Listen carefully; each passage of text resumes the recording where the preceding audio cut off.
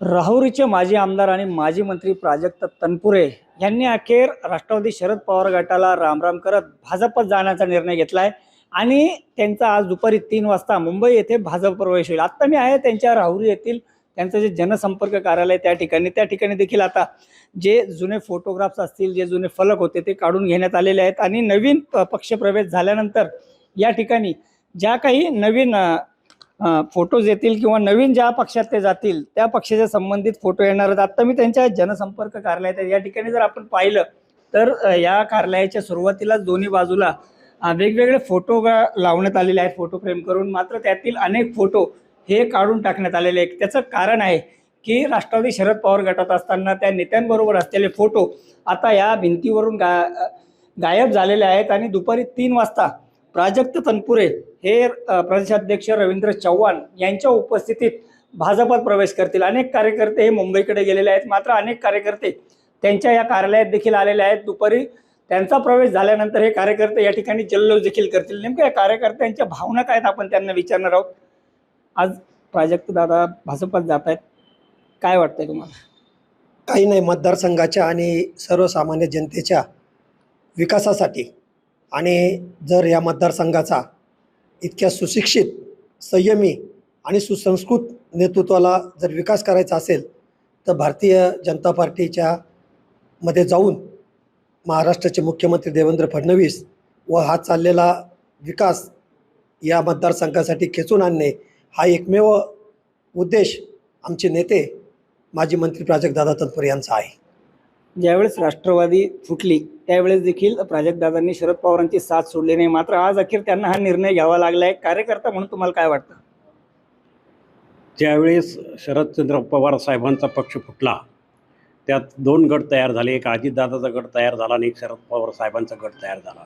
त्यावेळेस प्रामाणिकपणे प्राजक्तदादा तनपुरे माजी मंत्री हे शरद पवारांबरोबर ती प्रामाणिकपणे राहिले, परंतु तालुक्याच्या विकासासाठी काही अडचणी येऊ लागल्या म्हणून त्यांनी एक धोरणात्मक विचार या ठिकाणी घेतला आणि दरम्यानच्या काळामध्ये पोटनिवडणूक होऊ घातलेली होती। त्या निवडणुकीमध्ये उभं न राहता तालुक्याच्या हितासाठी त्यांनी मुख्यमंत्री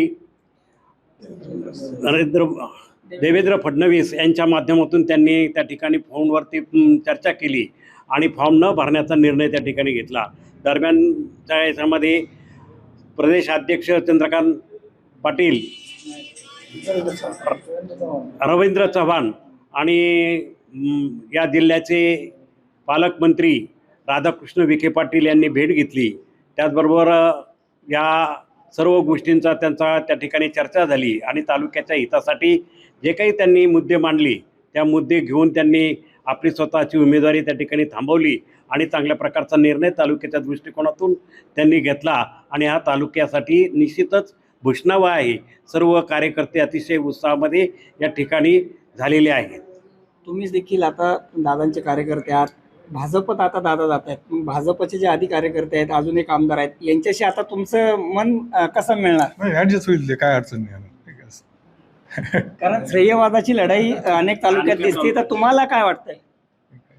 फक्त जे दादांनी जो निर्णय घेतला नाही विकासासाठी राहुरी शहर आणि तालुक्यासाठी एकदम योग्य निर्णय घेतलेला आहे तो, नाही का?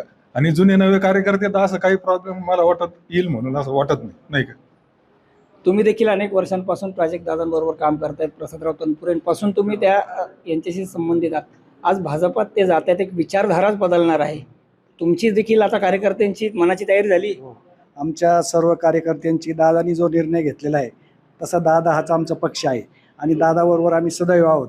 आणि दादाने निर्णय घेताना प्रत्येक तालुक्यातील कार्यकर्त्यांशी चर्चा करूनच हा निर्णय घेतलेला आहे। कारण की निर्णय घेताना प्रत्येक गावाचा राहिलेला जो बॅकलॉग आहे, प्रत्येक तालुक्याचा बॅकलॉग आहे, धरणाच्या गाळ काढण्याचा प्रश्न आहे, रस्त्याचा प्रश्न आहे, हे सर्व प्रश्न सोडवण्यासाठी थोडक्यात आपल्या राहुरी तालुक्याचा विकास करण्यासाठी दादांनी स्वतःसाठी हा निर्णय घेतलेला नसून तालुक्याच्या विकासासाठी हा निर्णय घेतलेला आहे आणि त्यामुळे आम्हाला हा निर्णय सर्व कार्यकर्त्यांना मान्य आहे। 2 आज भाजपचे आमदार या मतदारसंघात मिळणार आहे, भाजपच्या ताकदीचा काय फायदा होईल?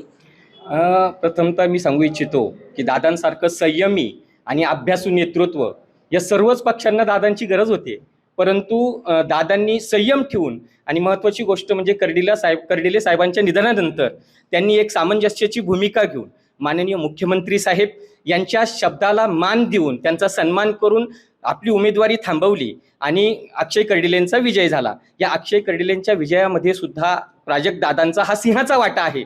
त्यांनी थांबून घेतल्यामुळं त्यांचा जो विजय आहे तो सुखकर झालेला आहे. आणि याचबरोबर मी सांगू इच्छितो की दादांनी जे निर्णय घेतलाय की आम्ही सुद्धा हिंदुत्वाबरोबर चालणारे व्यक्तिमत्व आम्ही आणि आमचे दादा आहेत. आणि आमचं जे यंग जनरेशन आहे ते सदैव सत्ता असो किंवा नसो, दादांनी जे आम्हाला आमचा जो स्वाभिमान आहे तो दादांनी टिकून ठेवला. आणि हा जो दादांनी प्रवेश केलाय तो हा फक्त राहुरी तालुक्याच्या विकासासाठी हा प्रवेश केलेला आहे. आणि हा विकास मोठ्या प्रमाणात दादा घडून आणतील. ते मुख्यमंत्र्यांच्या सहकार्याने असेल किंवा सर्व पक्षाच्या सहकार्याने असेल, परंतु हा जो पक्ष प्रवेश आहे हा फक्त राहुरी तालुक्याच्या विकासासाठी करण्यात आलेला आहे. सत्ता असो किंवा नसो, आम्ही सर्व कार्यकर्ते दादांसमोर सदैव आम्ही त्यांच्या बरोबर राहू.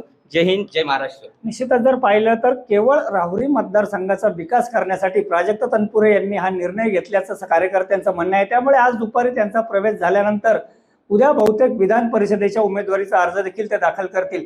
आणि निश्चितच प्राजक्त तनपुरे यांच्या या प्रवेशामुळे अहिल्यानगर जिल्ह्यात भाजपची ताकद मात्र लक्षणीय वाढली हे मात्र सत्य आहे. नितीन ओझा, एबीपी माझा, राहुरी, अहिल्यानगर.